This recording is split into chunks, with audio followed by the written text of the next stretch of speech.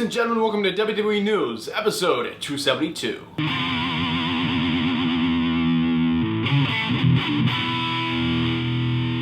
Ladies and gentlemen, welcome back to the video. Hodge here, and welcome back to another juicy episode of WWE News and Rumors. We have some stuff to talk about today. YouTube stuff is going wonderful. My business stuff's going wonderful. Those wondering about the business I'm starting and all kinds of cool stuff like that. But anyway, this is WWE News. I'm gonna shut the hell up and we're gonna talk about some wrestling stuff, so here we go. Alright, the first news story. The first news story is about SummerSlam, this past year's SummerSlam. So basically, some people actually still buy the pay-per-view, like the thing you have to pay like $50 for. Like, some people actually buy it, and apparently for SummerSlam, they sold 22,000, I guess, edition sales? I don't know what the proper term here is, but basically, 22,000 people bought SummerSlam for $50, which sucks, because I don't know if they don't know about the network, or they don't have internet, or what the deal is, and why they're doing that crap, but 22,000 people are still doing it for some reason. No idea why. Alright, the next news story. If you guys don't know, if you haven't heard the news, WWE have actually fired the CFO group, or whatever the heck, however the heck you say their name. So if you don't know, CFO is basically who took Jim Johnston's job. So basically, they make all the music for WWE. They've done, in the recent years, they've made all the music for WWE. They've made like Nakamura's theme song, which is like excellent. They did an excellent job with it. They did Bobby Roode's, which again, excellent job. They did Paige's. They've done a lot of the modern ones, but all the classic ones, I believe, the best. I mean, I'm not putting them on CFO. They did a wonderful job. They've created some very memorable theme entrance music for the WWE and just music in general for the WWE. But Jim Johnston's just always gonna be number one in my book. He made the freaking Undertaker's theme song. Enough said. So Undertaker entrance music, he made that himself. Sat in the studio and made that. So it's incredible. But anyway, they've let Jim Johnston go a few years ago, which I was absolutely pissed about. But they just wanted to put things in a more modern direction, and they didn't want all the themes to be like actual instruments for some reason. They wanted to do the whole electric thing. And I don't want a computer thing. Let me say that, because so some actual instruments are electric. But yeah, I don't know what they're doing now. So basically, this wasn't a Vince McMahon decision. This was apparently WWE. They have their own music company, and the music company made this decision. But I don't know who's doing the WWE themes now. I really don't know. I know there's not like one like sole like place that only works for WWE. They might like bring in some artists from like outside, but still, it kind of sucks. Just bring Jim Johnston back. I really want to know what he's up to ever since they let him go. Like that's the worst decision. I can't say the worst decision. I can't say the worst decision because they've made some really how do I say this? What's the word I'm looking for? Dumbass decisions. Yeah, they've made some stupid decisions. So I don't know where they're going from here. We're just gonna have to wait and see. So those were actually the only two news stories I had to talk to you guys about today. There's always more rumors for some reason. I guess there's just a lot of juicy things we can talk about that might happen. But as for confirmed things that have happened, those are the two things I have for you guys today. So now I'm gonna use my catchphrase, which is on a t-shirt with a juice box on it, available on the Brandon Hodge merchandise store for those interested. Ladies and gentlemen, that's all the news stories. And now we're gonna talk about some juicy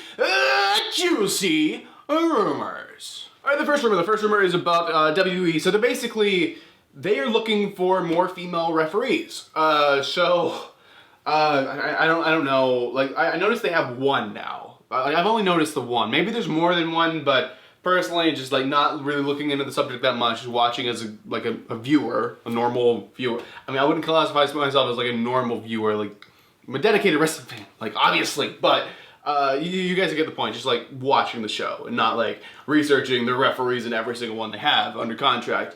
Basically, they're looking for more female ones. I can see maybe the female ones working a lot of the women's matches, maybe more. Maybe that's what they're wanting to do, and have like the men referees only do men matches and the women's referees, or maybe they'll just mix it up. I don't know, but basically they're looking for more female referees. So all you ladies out there, if there's any of you out there, I'm sure there is, at least a few. I know I'm not 100% men because I can see my demographics here, even though it's like 70% guys, there's still that 30% of women. So ladies, if you want to be a referee for the WWE, they're looking for you, so go to referee school, if that's a thing. Alright, the next rumor, this is about NXT going to USA Network. So I talked a lot about this in the last news episode, but basically, USA Network are paying them, and this is confirmed, they're paying them $60 million for 2 years on USA Network. So I guess the contract is for 2 years, so we know USA, what am I trying to say here? NXT will be on USA Network for 2 years, guaranteed. They're paying them $60 million, which is a lot more than they were getting for producing the NXT shows, which means, in theory, they can pay the NXT wrestlers more money. In theory. Alright, the next rumor is about the brand split. So apparently the brand split is coming back into full swing. The crazy, like, wild card rule where people just show up wherever the hell they want and whenever they want and how many ever people they... It was just supposed to be like 3 people originally, right? And then it just returned into like, yeah, like the whole roster's here. So yeah, that's just what happened. So...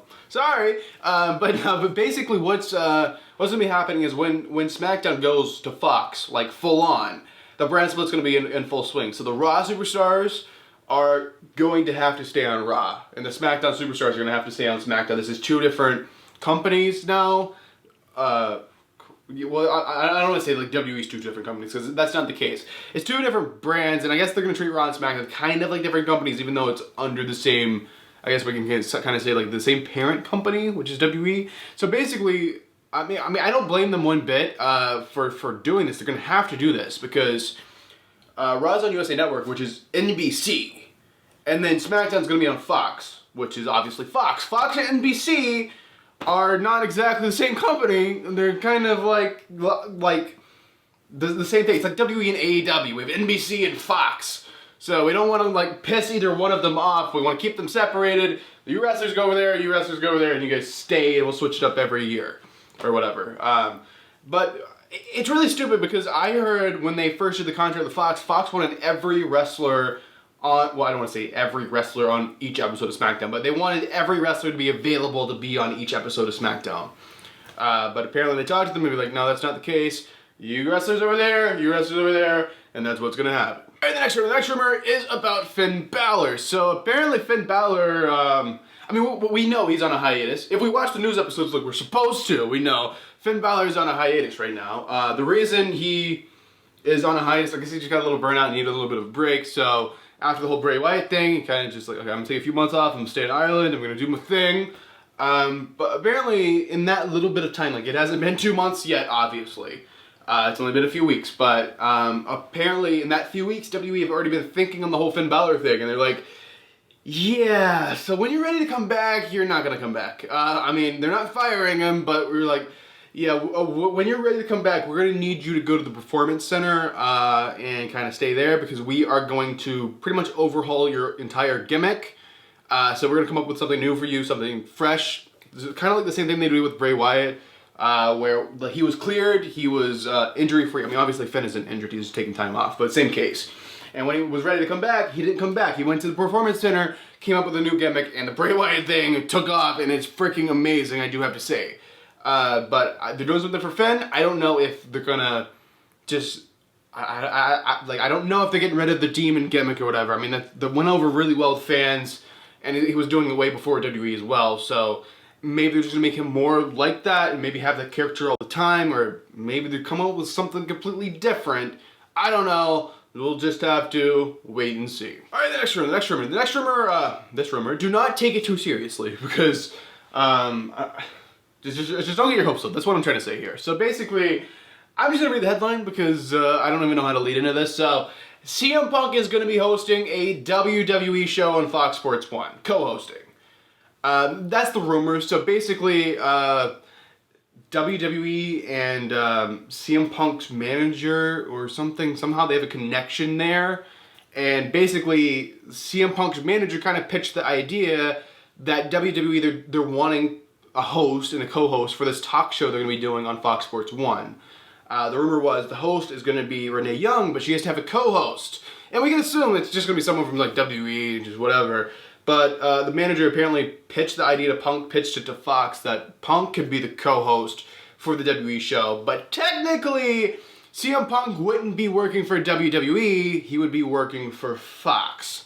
So it's not a WWE return technically. I don't think there's a chance in hell Punk would do this. I think he would be doing something with AEW way before he would do anything for WWE, even though it's not technically for WWE, it's for Fox, whatever. I don't know, but there's always that possibility, and we will just have to wait and see. Alright, ladies and gentlemen, unfortunately, it's that part of the video. I know, I'm so sorry. It's that part of the video. The video's about to end, guys. But don't worry, I'll be back here for more videos this week. I'm gonna try to get the number of videos every week up, like way up to where it's like at least one video every day, if not 2 videos every day. It's just at the same time I'm trying to do this whole YouTube wonderful thing that I've done for years. I'm also trying to open my own business, which is kind of related to YouTube. So once this business gets open and I'm past the like having to do all the stupid crap behind the desk I don't want to do, YouTube should pick like way up, like higher than this channel has ever been before. But anyway, let's go ahead and jump into the final thing I'll be talking about inside of this video. So it is about WrestleMania 37. So WrestleMania 37, the location has not been announced yet. There's a rumor been going around for a long time that they're gonna put it in that new like Hollywood Park or whatever the like actual name is of that new stadium they built in Los Angeles, California. So that was the rumor, and apparently, I don't know if it's gonna be the same place because I'm not sure. I thought there was was it a baseball stadium or something? But basically, WrestleMania 37 will be in 2021, and in 2022, Los Angeles is getting the Super Bowl. So yeah, so apparently Los Angeles, they really want to host WrestleMania in this new stadium because they want to learn from it for the Super Bowl. Basically, they're going to use WWE. I mean, obviously they're happy to have WrestleMania and they're excited to host it or whatever, but at the same time they're wanting to see what kind of issues might arise for WrestleMania, and they can like kind of make those issues not happen for the Super Bowl. But WWE's mentality is the complete opposite. They're like, okay, well, if you're doing the Super Bowl, then actually we won't do WrestleMania 37 in Los Angeles. We'll do WrestleMania 38 in Los Angeles after the Super Bowl. That way we can do the complete opposite of your idea, and we can see what kind of issues you had doing the Super Bowl so we don't have those issues with WrestleMania. And at the same time, they want to beat the Super Bowl's attendance record, so they're getting bragging rights over the NFL being like, the NFL were able to draw, I don't know, whatever number, 80,000 people. We drew 85,000. We beat the Super Bowl. We're number 1. Yay! Or whatever. I don't know. But as for WrestleMania 37, which is what this rumor is originally about, they're down to 4 cities. 2 of those cities are mysteries. The other 2, we have Los Angeles, California, and we have Las Vegas, Nevada. So Las Vegas or Los Angeles, I don't know. We'll just have to wait and see. They should be announcing it pretty soon. But if Los Angeles does not get it for 37, they are definitely getting it for 38. So there you guys have it. That was basically all for this episode of WWE News and Rumors. Hopefully you guys enjoyed it. If you did, make sure to give this video a like. If you're in the channel, make sure to subscribe. Remember, that is absolutely free. If you want to help support the channel in other ways, there's a bunch of links down below where you can do that.